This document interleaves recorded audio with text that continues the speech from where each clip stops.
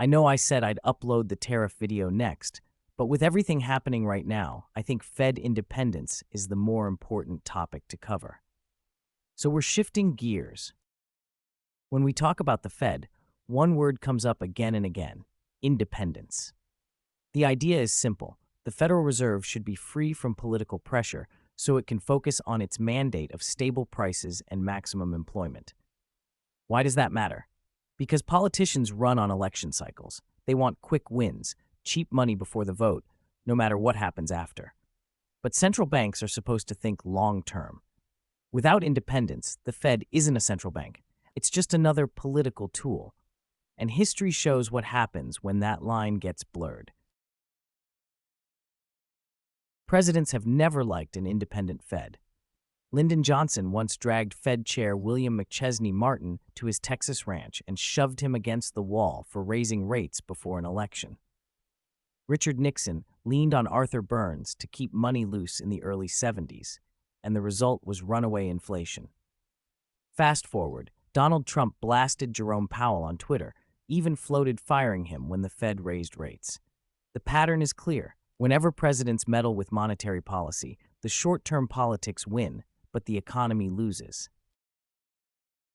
Fast forward to today, and the Fed is under pressure again. Powell's last Jackson Hole sounded dovish, with markets pricing in a September cut, maybe even 50 basis points. But the real story isn't just Powell, it's the growing weight of government debt. With debt to GDP now over 100%, the Fed faces what economists call fiscal dominance, when high debt levels quietly force the central bank to keep rates lower than it otherwise would. As David Beckworth put it, Trump brings the drama, but fiscal dominance brings the motivation.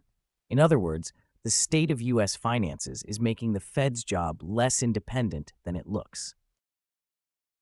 That pressure isn't just about interest rates, it's now about people. Trump recently fired Fed Governor Lisa Cook, a move that shows how political meddling is creeping right into the central bank itself.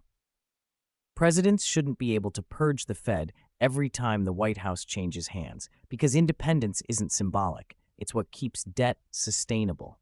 Research backs this up. Studies show central bank independence has a long-run negative effect on inflation. Even more, it helps poorer countries carry higher debt without paying higher borrowing costs. Why? Because when a central bank restrains itself from financing government debt, investors actually trust it more. Why does Fed independence matter to you?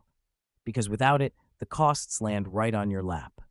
If the Fed caves to politics, inflation runs hotter, interest rates stay higher, and your mortgage, car loan, and credit card all get more expensive. Independence gives the Fed credibility, and credibility keeps borrowing costs lower for everyone. Powell's last Jackson Hole wasn't just about a September cut. It was about the bigger fight over whether the Fed can stay independent in a world of rising debt and political drama. I'm the Uneducated Economist. Thanks for watching, and if you got something out of this breakdown, hit like, subscribe, and check out my next video, The Hidden Cost of Tariffs.